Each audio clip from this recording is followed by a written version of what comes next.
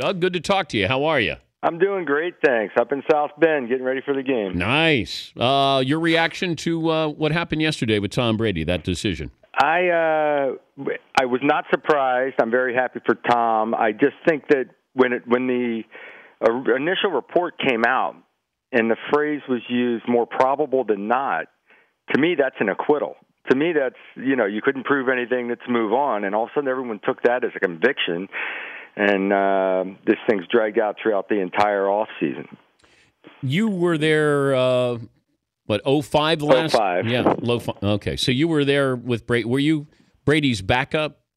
Yeah, I backed up Brady. That was Matt Castle's rookie year. And I just, thoroughly enjoyed being around Tom. Tom is the hardest working guy I've ever been around in professional football. He's meticulous about everything and probably the most talented quarterback I've ever played with.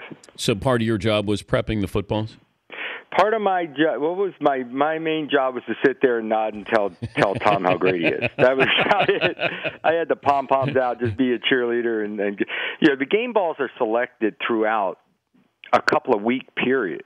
We would just be practicing, and Tom would find a ball that really felt good, and he'd flip it off to the side, hey, put that in the game ball bag, And that's the way it had become, is you pick game balls by, breaking them in. Before, in the old days, you couldn't touch them. They had the film on the ball. They were slick. They were hard to throw. And so as you started to be allowed to use worn balls or balls that had been broken in, you pick and choose throughout the week of the balls you like. It's such a strange rule, Doug. We cater to the quarterbacks in every single way. Why don't if I'm playing against you, do whatever you want to your football with the air, and I'll do whatever I want to my liking. I kind of feel that way too. It's like you want the guys to be comfortable. You changed the rule. I don't know what year it was, where they could at least get the waxy stuff off the ball so they could grip it. And you want them to be comfortable throwing. Who cares if there's in fact, it's harder to throw a ball with less air in it. And Tom did in that game. Threw some wobbly passes in the first half, underthrew some balls that he doesn't usually miss. Even if they were completed, they were just. And the second half, they put the air back in the ball, and he was slinging it, and his numbers were much better. Some college football. What did you think of last night with Michigan and Utah? It's a starting point for Jimmy Harbaugh out there at Michigan, and I was not surprised because you're putting in a new system. You're getting guys accustomed to the way you do things, and there's going to be mistakes. Quarterback made some poor decisions or poor throws and ended up with 3 picks and missed a home run ball that could have been a touchdown. So, Michigan very easily could have won that game, but you knew that Utah would give them a fit. Would you want to play for Harbaugh? I don't know if I could. I don't. Jim and I were with the Bears together. It was '86. And Jimmy's got a harsh personality. We've crossed paths a handful of times over the years. We get along fine. There's no animosity anywhere. But he's just, he's never got his guard down, and he doesn't always give you the warm fuzzies. But how is that competition, though, with the Bears? That was very interesting. That's back when McMahon was quarterbacking and had some shoulder issues going on, and we were all fighting for the spot. My whole favorite part of that was when I got traded to New England, and I was starting in New England, and we played the Bears, and we beat them out in New England. And they were playing revolving quarterback on the other side of the field, and Mike Ditka's yelling at everybody, and I was over here with some guys that were happy I was on. I was just happy to be on the other sideline at that time.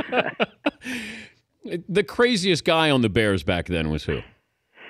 Oh, my God. Probably the defensive line in general. You had Fridge, Richard Dent. Steve McMichael. McMichael, yeah. Probably McMichael. He's Steve crazy. McMichael, probably number one. Yeah, Mongo, he's a different dude. They were some character, and I was just a young kid, and I came in there right after they had won the Super Bowl. And it was, I just kind of tried to keep my mouth shut and go about my business. Your first touchdown pass, was that to Walter Payton? Absolutely.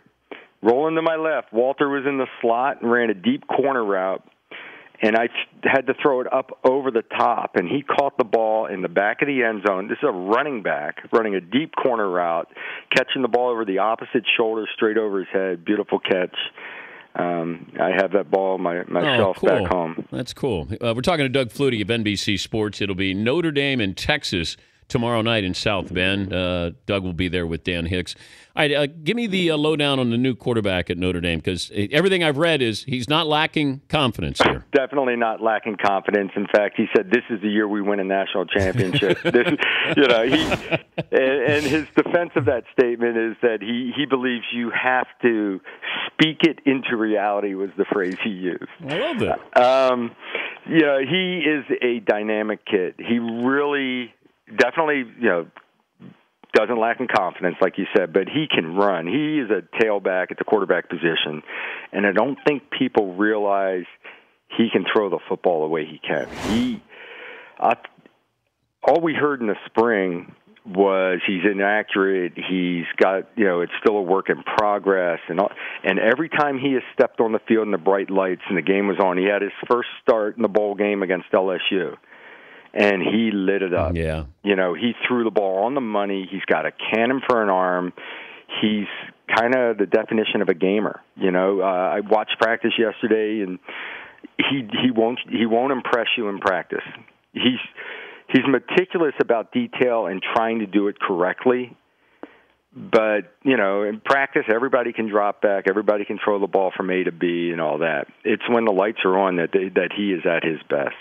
Where's the Heisman Trophy? Currently, I've had it at my house for years. I opened a sports bar up in the Boston area, actually out near Foxborough, and it is currently there and on display for a while through this college football season. That's cool. Tell Hicksy we said hello. Have fun tomorrow night, and good catching up with you, Doug. Great catching up, Dan. That's Doug Flutie, NBC Sports, and Notre Dame against Texas.